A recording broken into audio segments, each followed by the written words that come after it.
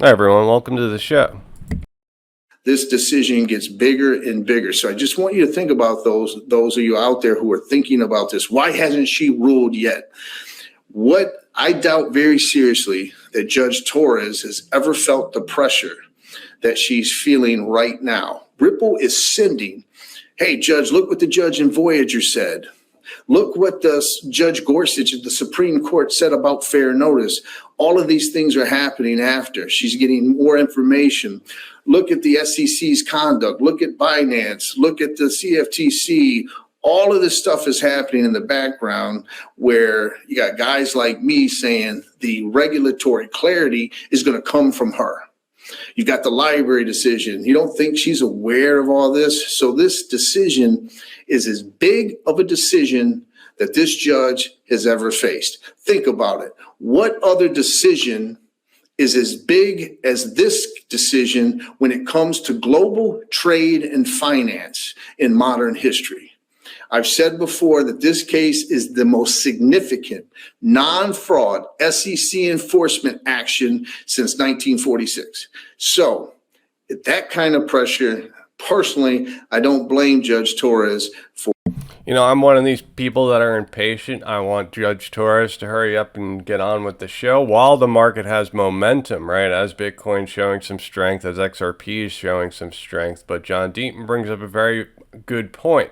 Her decision is going to change the way regulators look at crypto assets. And you notice how Deaton didn't just say crypto, he said trade and finance. Well, it looks like Wrath of Khanman has posted that Ripple partner Bcash has deepened its partnership with Yahweh to promote financial inclusion via mobile payments platform. So Bcash, if you're unaware, is a RippleNet partner, but also a Mojoloop partner. They're all over Indonesia, that type of region, in that type of area of the world, and they've gained a lot of traction. So let's see what happens now. Yahweh is a Chinese company.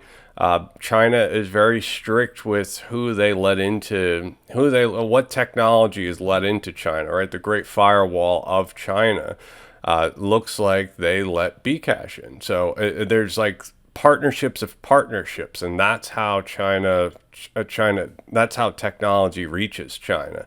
So seeing RippleNet partners align with Chinese companies, that tells me something about China. And Ripple posted this in their insights. So streamlined management for multiple crypto liquidity venues, and they give you different options on Crypto Liquidity Hub and the reasons why you may want it. And it looks like their main selling point is why take on all this? Why build this from the ground up? We have a liquidity hub that you can plug into. So if you're a bank, you're a financial institution, a fintech, why build the whole thing? Just plug into Crypto Liquidity Hub. JP Morgan CEO, which is Jamie Dimon, says that the banking crisis is not yet over. And we are having this collateral problem, and we haven't really had the actual assets solve themselves. The actual collateral that's underneath all of this hasn't really resolved. You're seeing Treasury still taking a hit, and it looks like there's going to be more pressure with mortgage-backed securities, commercial mortgage-backed securities. The entire banking system is based off of collateral like this, and it hasn't been settled yet. So we're going to hear more about this. And to speak on this is Mike McGlone. Now listen to what he has to say. Markets, we have both sides of markets, but let's look at what produced the inflation, and is it enduring? The answer is no. What produced the inflation we have right now is the biggest pump in liquidity in the history of mankind, that's dumping the most rapid pace I've ever seen. You look at things like money supply, bank deposits. We're actually having a bank run at the moment. Bank deposits are running negative 2 to 3%, just like money supply on a year-over-year basis. So that's liquidity dumping, and that's a classic measure of economic cycles. You have all big booms in history come in the back of excessive liquidity, and all busts come as they contract. We're in that middle of that contracting stage right now. What just happened yesterday was OPEC cutting is almost the best sign ever of a good bear market when OPEC cuts their supply, because they're panicking, and they have to, because they see the potential for demand contracting. What does it do in the meantime? As our economist Anna Wong at Bloomberg Intelligence pointed out, well, we were clearly calling for a recession in Q3. That might pull forward a little bit. We're clearly calling for inflation and the Fed to continue tighten. That might heighten the Fed's accelerate inflation. It helps and it alleviates the ability for plunging commodities to help reset the market. So, all right. So I talked about OPEC cutting supply. Now, what's happening right now is the banks, there's a bank run, there's people taking their money out, there's people just spending money, and now banks don't have the same balance sheets that they have had, right? Inflation was high, everything is costing more money, I'm spending more money, and the accounts are dwindling down. Now, the banks have taken those accounts and 10x levered them.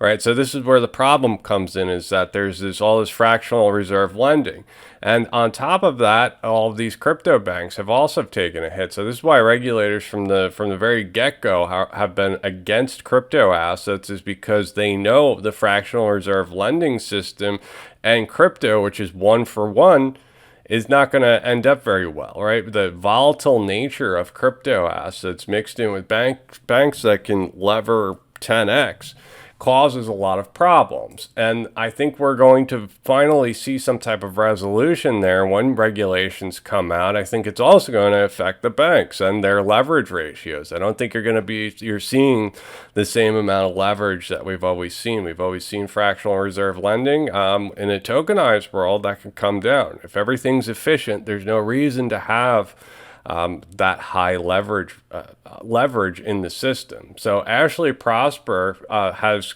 submitted a FOIA request to ask the SEC about JP Morgan and Ripple. So they've asked the SEC if there was any type of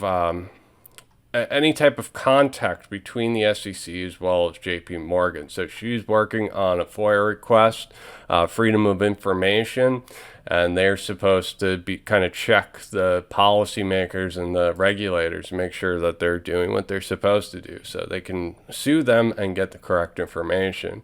Dennis Porter tweets that the anti-Bitcoin mining bill in Texas passed through the Senate committee uncontested without a single vote in opposition.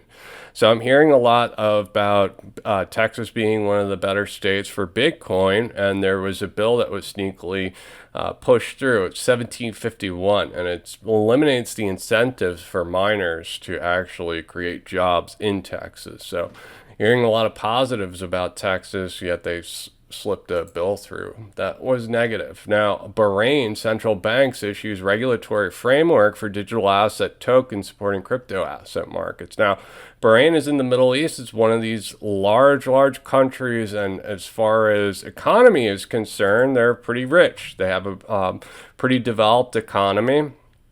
Look at the GDP per capita. So you can see that they have a high standard of life, and they export a lot of oil and energy as well as other things too. So, they're definitely a well-developed economy that has moved forward with digital assets, and that means there's more money that can get into the digital asset ecosystem because it's a rich country that has money to put into it. Saudi Arabia has a $620 billion wealth fund and has backed crypto-friendly VCs. So this was Kevin O'Leary's whole argument, that the whales that are going to move this market, that are going to send us to the moon, are the Middle East that have sovereign wealth funds. And once they start buying crypto, that's what's going to push the prices higher. But right now, Saudi Arabia is positioning itself, and they're doing it through crypto VCs. So the crypto VCs invest in crypto, and then they invest in the crypto VCs. So they don't have the regulatory clarity from the US yet, so they're doing everything they can to get crypto exposure without actually buying crypto. AT&T off the hook in a $24 million crypto SIM swap case. Now, your SIM card has a default password of like 0000. Your AT&T store, your whatever store that your cell phone provider is, you go to your cell phone provider and you tell them you want to put a code on your SIM card. You can do that. I've done that with mine. The default is something really stupid. AT&T was being sued and making them liable for the $24 million, but the judge ruled in favor of AT&T. AT&T is not liable for your crypto if it goes missing. Now, this is an ex-CIA spy, Andrew Basmati. Listen to what he has to say. Same way as the other viruses. a breakout in China that spread throughout the world. And then the third reason that I don't believe it was an active war is because China will pull the trigger when they want something. But they pull that trigger at a strategically beneficial point, like they did in Hong Kong, right? When they took Hong Kong, China took Hong Kong in weeks. They pulled the trigger when everything was lined up and everything was ready. They made a decisive action and they took it, and the world had nothing to say about it, right? When China moves on Taiwan, and I fully expect China will move on Taiwan before we've identified our next president, right? I 100% agree with that. They will make that move. It will be decisive. It will be fast. It will be backed by multiple secondary and tertiary support efforts. It will not be a debacle. All right, so he thinks that China is going to invade Taiwan prior to the next president being nominated. So during President Biden's actual presidency, he thinks China is going to make their move in regards of Taiwan. And what will the U.S. response be? You know, there's a lot of geopolitical tension right now. You saw Finland actually join NATO, and they're right on the Russian border. So the whole reason why Russia attacked the Ukraine is because Ukraine was looking like they're going to partner with NATO, but Finland has done it while they're attacking the Ukraine. So there's this border, and you're seeing more NATO members are joining. So that's a geopolitical tension. And with debt this high, debt to GDP, you know, big things happen around these circumstances that we are in. You may have heard of Ray Dalio's different types of philosophies, and he talks about the idea of a civil war, about a reserve currency going away, and he goes through all of the other nations that have had reserve currencies over the years, and he talks about, you know, what were the circumstances. And these circumstances are aligning. When other countries have lost their reserve currencies, same type of patterns play it out. And that's what's in motion right now. So former President Trump is in jail right now. His NFT has spiked over 251% after his arrest. But Ray Dalio calls for a civil war, right? And he's not saying like a hot war. He's saying more of like states actually concede from the USA. And, you know, it's getting more and more believable that something like that's possible. At the same time, geopolitical tensions heat up. It looks like a former CIA counterintelligence chief is saying Putin could be a dead man walking. And you're hearing more and more headlines like that. It's kind of eerie with everything that's going on. Now, this came out from the BIS. So the BIS is the Bank of International Settlements. They kind of set up the regulatory framework for all banks to work with. So all banks in the world to work with. So listen to what they have to say. This is Bank of Korea speaking. We decide the BIS-led platform together with Singapore and Hong Kong, the mBridge and DOMBA, and which already have proven significant benefit in cutting the cost of the international transactions and reduce the settlement risk in FX transactions. But on the other hand, we wonder whether the system can be resilient if the scale of the transaction is increased significantly. What we have in mind is some uncertainty about the liquidity provision function in the system, especially during the time of crisis.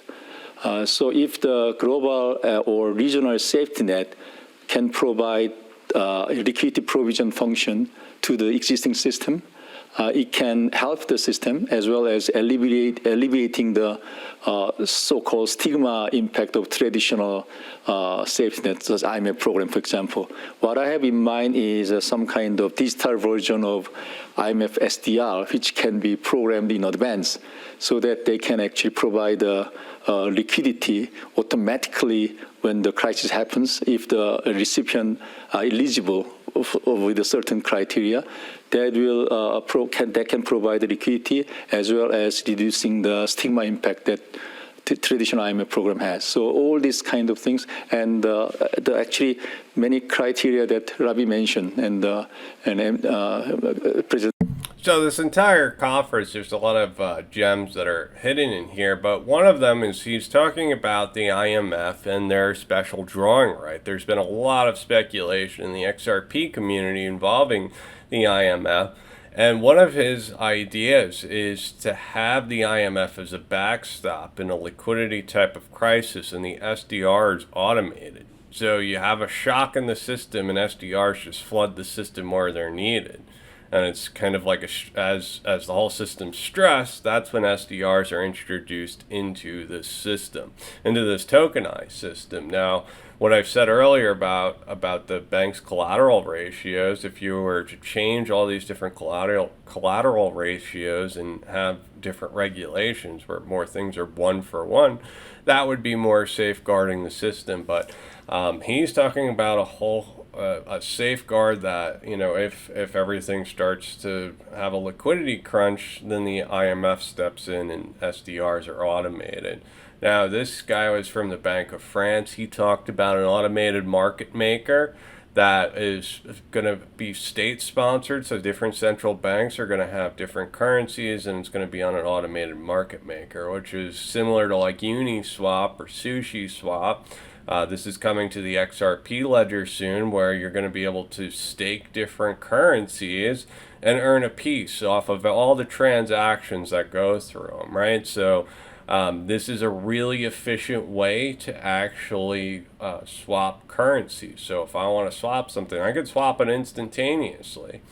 And that's very different from an order book type of exchange. And this is coming to the XRP ledger. We're going to really smooth out the payment rail. And when you want to send money between all these different digital assets, you know, it matters how much liquidity is on chain. And I think we'll get there. But when that happens, that's going to offer a lot of utility all across the board. The other thing that was talked about is Christine Lagarde was in here, and she was kind of addressing everybody that speculates on CBDCs and why she thinks, you know, the whole thing just doesn't make sense because the central banks have no interest in what you're doing. They're not in the business of collecting data. They don't care. Well, the problem is the central banks work hand in hand with the government. And that's what I'm concerned about, is the government actually, you know, asking the central bank, what is this population doing? What is this person doing? Right? I don't want them to have that level of detail. So if it's in the private sector and it's in different companies, you know, the government needs to get a warrant and get this information. But if the government already has it, they don't need the warrant. So that's what I'm worried about. Now, the other thing is ChatGPT was banned in Italy over privacy concerns. So the GDPR, they're going after different tech companies, and this was discussed at spaces that I co-hosted with Solomon as well as Alliance Block, David Chum, and the Crust Network. We all got together in a Twitter space and we discussed kind of recent events, and we talked about ChatGPT. So I'll add that in a link in the description below, so check it out. This is commercial mortgage-backed securities. You could see in 2020 when we had all of our stress, we almost hit a 9. Right now we're almost hitting a 7. So we're getting up there. We're getting up there. Commercial mortgage-backed securities, you saw Blackstone default on them. There's high interest rates that causes a lot of stress on real estate, and banks are levered up with real estate. So that's all going to work itself out, and you don't know how it's going to work itself out. India, Malaysia has trade settlements in Indian rupee. So Indian rupee is setting up for their CBDC, and they're talking about more different payment systems. India, of course, is in the BRICS nation. So you're seeing a BRICS nation country have trade with Malaysia. And at the same time, China invests $39 billion into Malaysia.